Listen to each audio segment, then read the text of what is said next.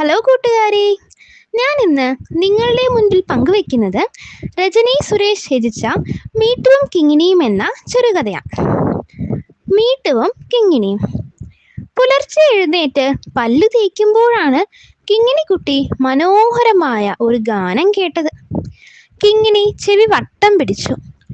പടിഞ്ഞാറ് വശത്തുള്ള വാഴത്തോപ്പിൽ നിന്നാണ് ആ പാട്ട് കേൾക്കുന്നത്. അവൾ കുണുങ്ങി കുണുങ്ങി വാഴത്തോപ്പിലെത്തി.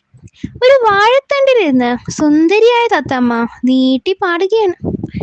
തത്തമ്മ പാട്ടുപാടി കഴിഞ്ഞപ്പോൾ അവൾ പുഞ്ചിരിച്ചുകൊണ്ട് ചോദിച്ചു, സുന്ദരി തത്തമ്മയുടെ പേരെന്താ? തത്തമ്മ ചുവന്ന ചുണ്ടു പിളർത്തി ചിരിച്ചുകൊണ്ട് പറഞ്ഞു, മീട്ടു. കിങ്ങിണിക്കുട്ടി മീട്ടു തത്തമ്മയെന്ന് വിളിച്ചാ മതി. മീട്ടു തത്തമ്മയ്ക്ക് എന്റെ പേരറിയാമല്ലോ. കിങ്ങിണിക്കുട്ടി അത്ഭുതപ്പെട്ടു. പേര് മാത്രമല്ല, കിങ്ങിണിക്കുട്ടിയുടെ കളിയും ചിരിയും ഒക്കെ അറിയാം. മീട്ടു ചിറക് വിടർത്തി പറന്ന് മറ്റൊരു വാഴക്കൈയിലിരുന്നു. മീട്ടു തത്തമ്മയുടെ സംഗീതം എനിക്കിഷ്ടായിട്ടോ, എന്നോട് കൂട്ടുകൂടുമോ? തുള്ളിച്ചാടിക്കൊണ്ട് കിങ്ങിണിക്കുട്ടി ചോദിച്ചു.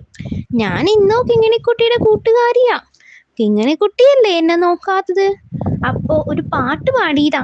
കിങ്ങിണി ശ്രദ്ധിക്കോന്ന് നോക്കാലോ. പണി പറ്റിയിട്ടോ, കിങ്ങിണിക്കുട്ടി എന്നെ കാണുകയും കേൾക്കുകയും ചെയ്തല്ലോ. മീട്ടു കിങ്ങിണിക്കുട്ടിയോടുള്ള ചങ്ങാത്തം ഉറപ്പിച്ചു. കിങ്ങിണിക്കുട്ടി വിടർന്ന ചിരി ചിരിച്ചുകൊണ്ട് പറഞ്ഞു, എനിക്ക് പാട്ടിഷ്ടാ. മീട്ടു തത്തമ്മ നന്നായി പാടുന്നുണ്ട്. നാളെ ഇങ്ങനെ വരുമോ? ഒരു പാട്ട് പാടുമോ? ഞാൻ എന്നും വരും. കിങ്ങിണിക്കുട്ടിക്ക് വേണ്ടി എന്നും പാടും. എനിക്ക് എന്താ തരിക? മീട്ടു ചോദിച്ചു. ഇഷ്ടമുള്ളത് തരാം. മടിക്കാതെ ചോദിച്ചോ, ഞാൻ മീട്ടു തത്തമ്മയുടെ കൂട്ടല്ലേ. കിങ്ങിണിക്കുട്ടി അടുക്കളയിൽ പോയി വറുത്തരിയും വറുത്തെള്ളും ഉണ്ടോന്ന് നോക്കിക്കേ. അമ്മയോട് ചോദിച്ച് കുറച്ച് മീട്ടുവിന് തരുമോ? മീട്ടു തീറ്റ തേടി അലഞ്ഞു മടുത്തു. ചിലപ്പോ ഒന്നും കിട്ടില്ല. അന്ന് വിശന്ന് മിണ്ടാതെ കിടക്കും. മീട്ടു പറഞ്ഞത് കേട്ട് കിങ്ങിണിക്കുട്ടിക്ക് സങ്കടം വന്നു. അവൾ പറഞ്ഞു, എന്നും ഈ നേരത്ത് വന്ന് പാട്ടുപാടിയാൽ എന്റെ ചക്കര ചങ്ങാതിക്ക് ധാന്യമണികൾ തരാലോ. ഇനി കൂട്ടുകാരെ വിശന്നിരിക്കേണ്ട. മീട്ടു തത്തമ്മ വാഴത്തോട്ടത്തിലെ നിത്യ സന്ദർശകയായി പാട്ടുപാടി. ചന്തമുള്ള കുട്ടി, കിക്കിലുക്കും കുട്ടി, കിലുകിലുക്കും കുട്ടി, ചിരി വിടർത്തും കുട്ടി. രണ്ടുപേരും നൃത്തം ചെയ്യുന്നതും പതിവായി. മീട്ടു തത്തമ്മയുടെയും കിങ്ങിണിക്കുട്ടിയുടെയും സൗഹൃദം തെഴുത്തു. മീട്ടുവിന് തീറ്റ നൽകാൻ കിങ്ങിണിക്കുട്ടി ഒരിക്കലും മറന്നതുമില്ല. ഇതെല്ലാം വാഴത്തോട്ടത്തിനരികിലുള്ള ചക്കരമാവിൻ കൊമ്പിലിരുന്ന് പൊന്നൻ കുയിൽ കാണുന്നുണ്ടായിരുന്നു. മേലനങ്ങാതെ തീറ്റ കിട്ടുന്ന ഇവളുടെ തന്ത്രം കൊള്ളാലോ, പൊന്നൻ ചിന്തിച്ചു. മീട്ടുവിനെ തള്ളിമാറ്റി കിങ്ങിണിക്കുട്ടിയോട് ചങ്ങാത്തം കൂടണം. മീട്ടു തത്തയെ അങ്ങനെ വിട്ടാൻ പറ്റില്ല. ചുണ്ടിൽ ചുവപ്പ് ചായം തേച്ച് സുന്ദരിയാണെന്ന വിചാരം. പൊന്നൻ സൂത്രം മെനഞ്ഞു തുടങ്ങി.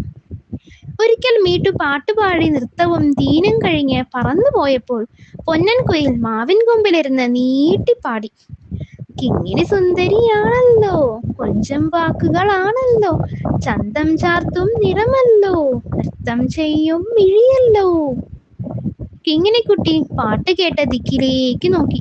ഒരു കുയിൽ ഈണത്തിൽ പാടുന്നത് കണ്ടു. ഇത് തന്നെ തഞ്ചം.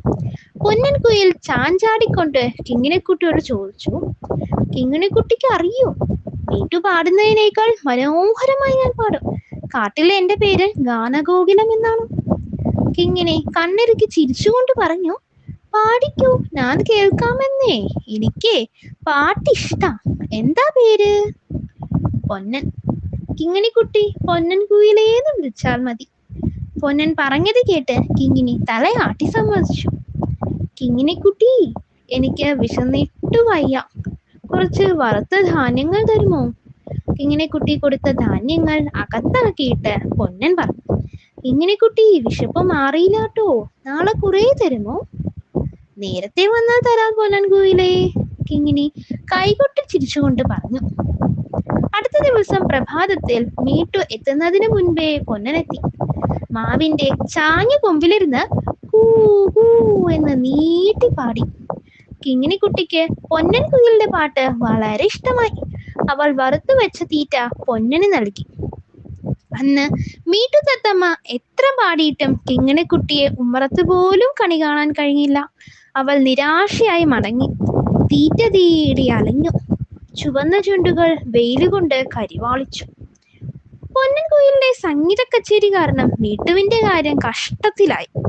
ഒരു ദിവസം സഞ്ചാരമധ്യേ പൊന്നൻ മീട്ടുവിനെ കളിയാക്കുകയും ചെയ്തു. സൗന്ദര്യമൊക്കെ പോയല്ലോ മീട്ടു, ക്ഷീണിച്ചല്ലോ നീ. മീട്ടു തലകുനിച്ചു. ഞങ്ങളെപ്പോലെ പാടാൻ കഴിവുള്ളവർ ഉള്ളപ്പോൾ വലിഞ്ഞു കയറി വന്നിരിക്കുന്നു പാട്ടുപാടാൻ. പൊന്നന്റെ അഹങ്കാരം നിറഞ്ഞ വാക്കുകൾ കേട്ട് മീട്ടു ഒന്നും മിണ്ടിയില്ല. പാവം മീട്ടു.